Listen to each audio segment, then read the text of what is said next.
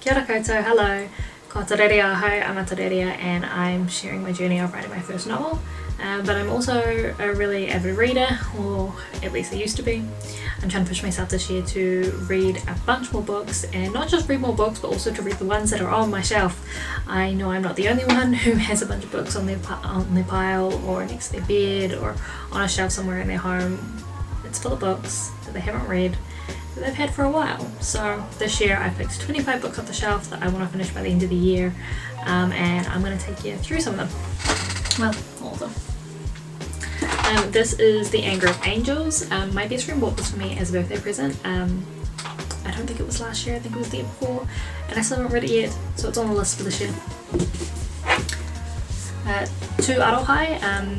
I had this back when I was in my academic early era and I didn't read it, so it's going on the list, especially since I'm trying to get back into my academics this year, so now's as good a time as any. Āria is a poetry collection which I loved. I've actually finished this one already this month, and I know already that I'm going to be rereading this over and over, probably for the rest of my life. How to Loiter in a Turf War. My husband got this for me for a gift, again for my birthday, I think maybe 2 or even 3 years ago.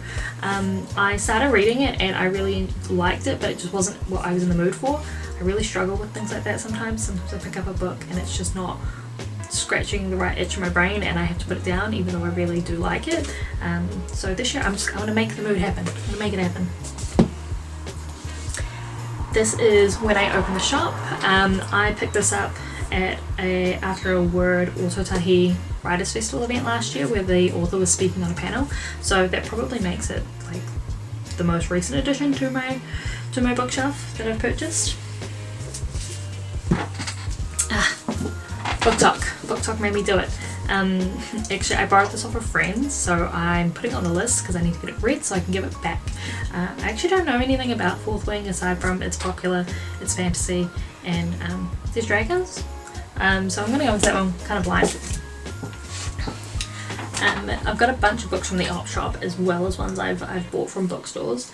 This is Māori Legends, Creation Stories. I'm a real sucker for getting Māori and New Zealand centric books, just because I think they're not always the ones that are on a lot of bookshelves, so I tend to pick them up a lot. The Life-Changing Magic of Not Giving a Fuck. I found this at the op shop as well and I kind of bought it on a whim just for something a bit different in my reading pile.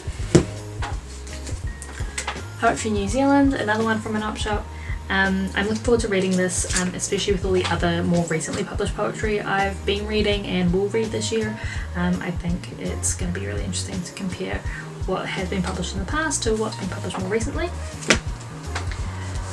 Another New Zealand book, this is Ocean Roads. Again, I just picked this up because it was a New Zealand book, and then when I read the blurb I was like, no, this sounds like a bit of me, so looking forward to it. One of the thicker ones in the pile.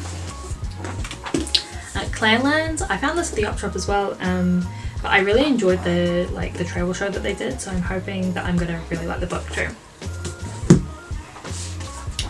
Always Italicise, How to Write While Colonised. This is another poetry collection that I have loved. I'm maybe 80% of the way through. I've just got a handful of poems left to read.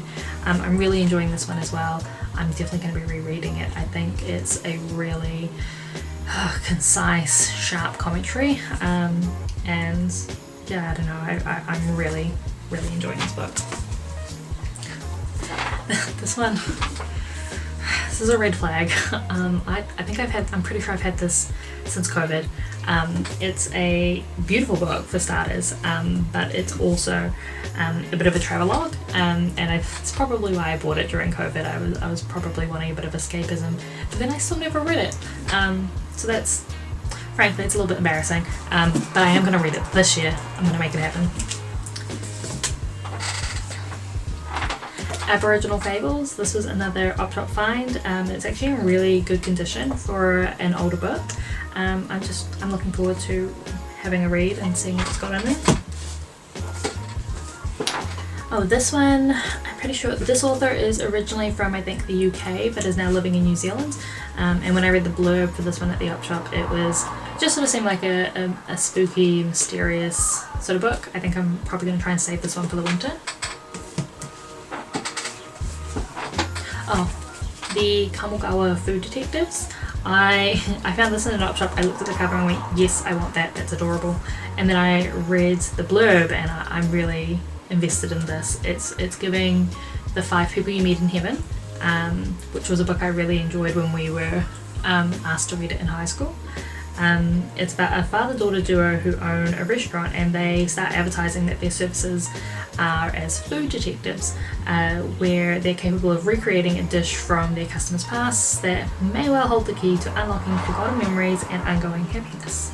I'm excited about this. I think it's going to be a really good read. Read the Drowned. Was a sucker for the cover. It's the reason I first picked it up, and then when I read the blurb I thought that sounded like a bit of me.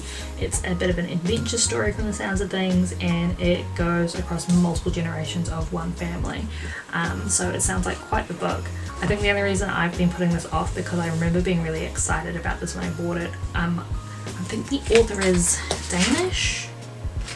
Yeah, I think it's a Danish author, and given that I don't speak Danish or any other Nordic languages, I'm sure I'm going to have a more difficult time getting to grips with the names and the terminology and even like the geography and things, and I think I've probably just been putting it off to have enough brain cells to like dive into the book. This one is Amiria. My mother-in-law asked me if I'd be interested in reading this, along with a bunch of others she had on her shelf, and I said yes, and I've read the others that she gave me to read, but I haven't read this one yet, so it's going on the list. The Forgotten Wars, why the Musket Wars are still important today. My dad came down and was in town visiting on a holiday last year, and he picked this up for a bit of holiday reading, finished it in like 2 days, so he's passed it on to me, so I'm going to give that one a read as well. Journeys to the Other Side of the World. This is a David Attenborough book. I'm hoping it'll be a pretty charming account of his travels and his learning across his life, or at least a period of his life. Again, not familiar with Danish, so I don't think I can pronounce this, but I do love all things cozy, so this was another one I picked up on a whim at an op shop, and I'm looking forward to reading, I think especially maybe again in the winter time. Tale of the Taniwha. I meant to read this yonks ago, and the first reason I didn't is because I lost my copy. I misplaced it somewhere, I don't know where, how, or why that happened to me, but I actually found another copy in an op shop, so I'm excited to have my hands on it again and give it a read.